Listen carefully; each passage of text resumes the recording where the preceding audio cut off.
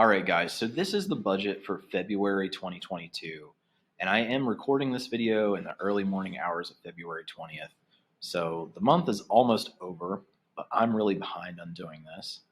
And I still needed to do it for myself, so I figured that I would show you guys the process of what I'm doing here. So let's go ahead and get started.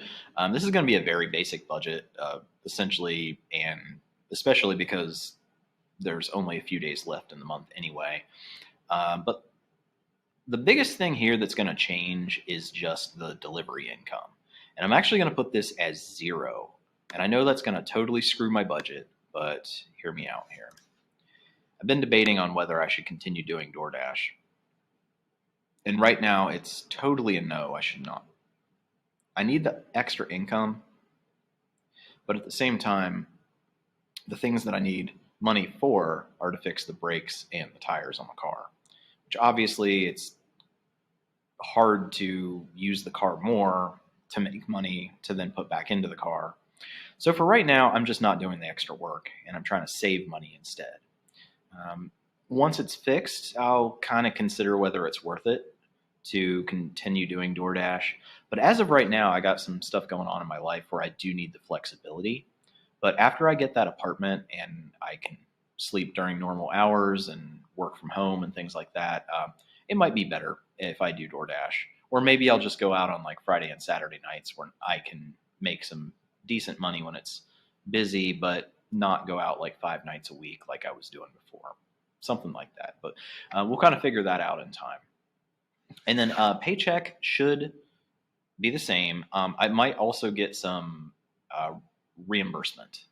I haven't submitted it yet, but hopefully I still got time to get reimbursed for some of the stuff that I paid for last month. Now, keep in mind, I haven't categorized anything from February yet, and everything that you see here that's categorized Mint did that on its own, and I have no idea if it's right. The one thing I do know that's right, though, is the car insurance. And I need to call them and find out what the problem is. So essentially, every 6 months or so, my car insurance renews automatically unless I cancel it. And the rate goes down usually by like $1 or $2 a month. And we had it down to like $47 or $48, I think. But then I noticed that it had actually gone up by like maybe $5 per month. And I'm not sure why.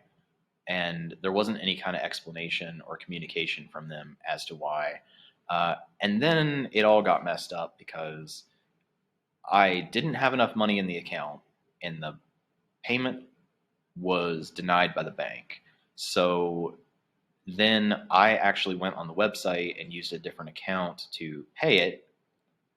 But then they added almost, but not quite, a double month's charge to the following month, which would be February. So I'm not really sure. Somehow I made an extra payment to cover for the one that was denied by the bank, but then they added that payment to February's payment. And so somehow like I've paid for 1 month twice, and I need to call them and figure out what's going on with that and get some of that credited back. Now with gas and fuel, this can't possibly be right, what it says right here. Obviously, I know, in fact, I got gas today and it was like $35 for the tank. This $200 budget, we're eventually going to have to change, but wait till I get a full-time job and we'll make it what it should be. And this fluctuates wildly because it's like if I stay in Morgantown, it'll be super low. If I go back to Parkersburg, I'm taking a trip, so it's going to be more. I do know that I'm going to be taking at least 1 more trip to Parkersburg, maybe 2 before the end of the month. But when I do that, I'm going to really try to do it in such a way that I am just driving up and back in 1 day, and then that way I don't have to pay for a hotel. But for sure, I have to go to Parkersburg to go talk to my landlords, my new landlords, and try to get some stuff straightened out there so I can get moved in. So this electric budget is when I had electric at the old apartment, and I moved out of there December 20th, but kind of my last bill went into January, and I paid that last month. So we can completely take this off here. So help the budget at least a little bit. I no longer have that. Internet, though, I am still going to have. This is a whole thing. I got COVID right after I moved, and I had to get better from that before I could call them and tell them to cancel. And then they won't prorate. So it's like, well, you're like 1 or 2 billing cycles out. And it's just been this whole thing, which when I returned the equipment, they told me that the bill that was due in February, which is the one that I need to pay here, that was going to be my bill that was the last one. But I just checked the website, and there's a whole nother bill for another $62 after that. So I got to call them and fight with them again. But anyway, this is still going to be on here. And if I remember right, I think it's actually $65 or $68, but we'll just leave it. And I will call them and try to get out of paying that bill for March, because I moved out in December, so that is ridiculous. And the mobile phone, I don't know why it was more this time, but I am pretty sure that this is accurate. Let's go ahead and change it to this, and that's something for me to look into. So yeah, there it goes. Okay. And so, of course, my student loan budget is going to be the same. This does change sometimes, but it only changes like a penny or two per month, and it's based on interest rates. Fast food and restaurants, you know how we do with those. We leave the budgets the same, but eventually we're going to have to update these because they're 12 years old budgets at this point. And this is obviously not correct. Don't worry about that. Grocery budget, we're actually going to cut this because I've been on food stamps for a couple months now, and I'm going to cut this down to $40 because I don't think the last 2 months I've spent any money on groceries. Obviously, Mint has automatically calculated something here as groceries that's not. So I'll figure that out at the end of the month when I do the budget review. But that should give us a little bit more money here too. Still, without having DoorDash coming in, there's not much room, but there is a little bit. Nothing for doctor because like I have the state medical card now, so everything's covered there. Storage, actually, this will be a little bit better as well because this will go back down to the normal rate, 65. There was a late fee on it last time, but it's on time this time. And business expenses, I mean, I always leave this on here, but I don't foresee any. And then clothing, let's leave it, but I don't foresee it. And then stuff for mom will be her storage unit because it is now 75 rather than 65.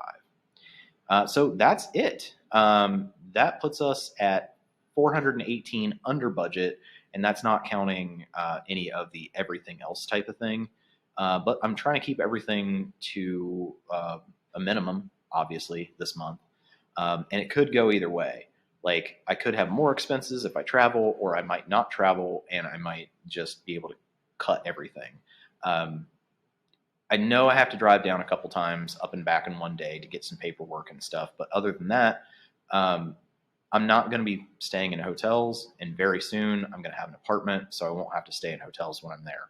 And that'll save me a ton. And it'll also save me a ton on the eating out and the snacks and stuff because I'll have a kitchen to operate out of. But that's February, and starting in March when we do that budget, I should be settled in enough where I have some kind of income coming in, either DoorDash or a part-time job or a full-time job on top of the fraternity. And then, yeah, we'll start looking positive again and start being able to pay down some debt and put something into savings. But for this month, I just need to kind of lay low, and maybe if I get the car fixed, then maybe I'll do something with DoorDash. But other than that, I'm just going to try to work within what we set here. Keep looking in the next few days for the 2021 financial goals review and the 2022 financial goals. And then, of course, here in just a few days, and I don't have the date scheduled yet, but we'll post it soon, we'll do the February live stream. So you guys should see a bunch of stuff coming up from me here soon, getting caught up, and then we'll hang out again at the end of February. So I will see you guys then.